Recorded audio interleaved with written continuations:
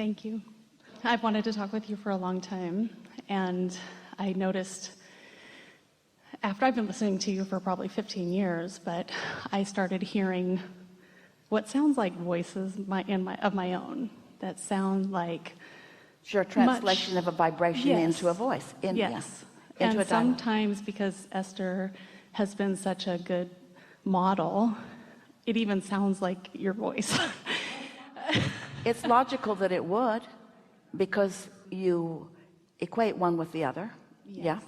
Yeah. So as it's evolved and I've come to trust it somewhat, I still don't always trust it completely. And it doesn't always sound like Esther's voice, just sometimes. So what I was wondering is, when I'm meditating, which I enjoy so much, and I know you've said, like, watch the movie and let it go, which I do, there's a part of me that just wants to capture it all. I want to document it. I want to write down everything that I hear, everything that I experience. There's a little shortage consciousness in that. Right. A less shortage consciousness would go like, it's flowing, it always will, I now understand it, whatever I want, whenever I want it. I've opened this, I can calibrate to it. Sometimes I'm better calibrated than others. Just let it evolve for the pleasure of it. We said to Jerry and Esther in the early days, because Jerry was determined to record every word that came out of Esther's mouth, and did. There is a hanger full of recordings. And then we said to them one day, you will need another lifetime to listen to these. And they thought we were kidding, and now they know we were not kidding. The whole point of all of this is, if you think in terms, this is good, especially in the context of this conversation here today. Every time you do that, think of it as an opportunity for calibration. It's like the guitarist is going to tune her guitar, and she's going to enjoy this song, but she does not feel a need to capture every note that she plays. You see what we're getting at? It's a wonderful thing to enjoy every note that she plays.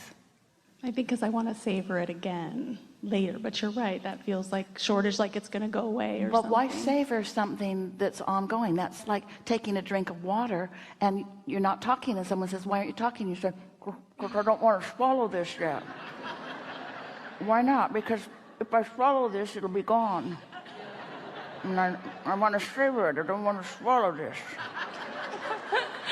Okay. Like there'll never be another drink of water. Yeah. The other part of clarification that I want, and there's part of me that doesn't want to even need it, but I want it, so what the hell, is there's this part of me that wants validation, and I feel it when I'm in the moment, that no validation is needed. That's what we were going to say to you. You've already found your validation by saying, I like it so much, I want to savor it, and I want to capture it forever because it feels so good. What better evidence of alignment could one find? I don't know. So why does the want continue? Because you're a human. Oh. Because you are somewhat still oriented toward needing validation. But you see, you bring to us the exact point that we started with and that we care most about making all day. You want other humans to high-five you when you're being high-fived by your source with the thrill. And so why look for the other validation? Well, because I've looked for it all of my life. That's what humans do. We get good at things so that other people can look at us and say, oh, you're really good at that. And we say, there's nothing wrong with that. We're not wanting you to hold back and not shine. We want you to carry on and kick your feet high and feel glorious about life. And we love it when others are thrilled when they see you do it. But we want the main reason to be, it just feels so good to me when I hook up with source and kick up my heels. So the sound of the voice, for lack of a better word, changes. Sometimes it has a masculine sense, sometimes feminine, sometimes group. And I wonder what that is. We like that because what that means is you understand that it's a stream of consciousness and that there are many voices in this family of teachers that you're tapping into.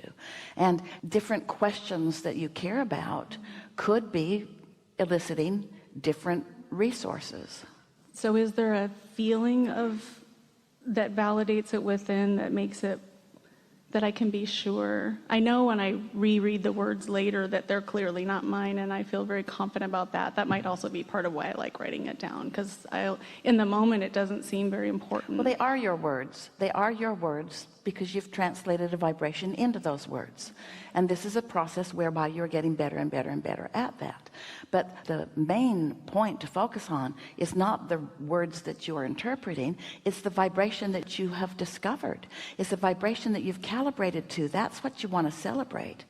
For most people, they'll calibrate to this vibration, and the only explanation or validation of that calibration that will come to them will be in the form of emotion. That's enough. But sometimes those like you or those like Esther, when the emotion is present, want to put words around the emotion. Just know that the emotion is enough, and if you want more, you can have more. In Esther's case, it wasn't her asking, it was Jerry's. Jerry knew that they had tapped in to something profoundly exciting to him, and it was the power of his desire that kept summoning it, because he and Esther were identical vibrations. They'd been calibrating to one another for many, many years. They were calibrated to one another before either one of them was born. That's what soulmates are. It's those of you who are of the same frequency, and you come forth intending to find one another again and renew your calibrations, you see.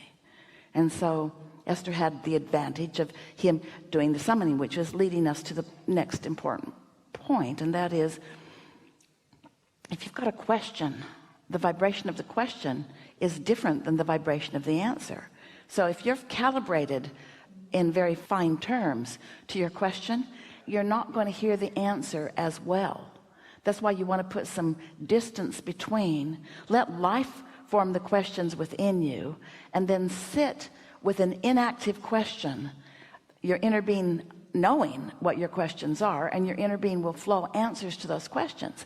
But if you sit to receive with your list of questions, you cannot be in the step 1 mode of asking and the step 3 mode of receiving at the same time.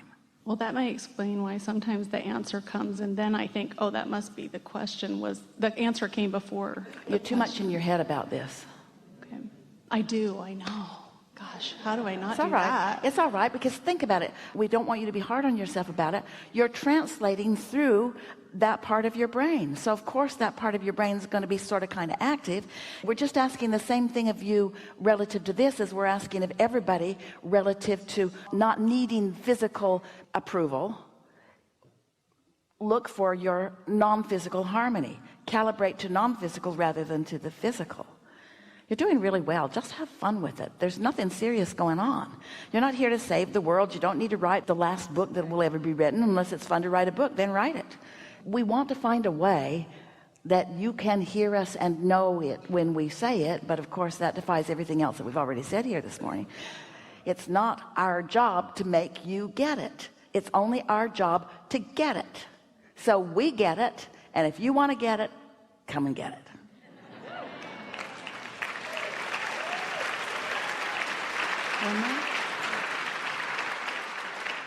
I feel so good in those moments, and usually the voice will kind of release me, like almost like, you know, we're adjourned sort of, and I don't want to leave.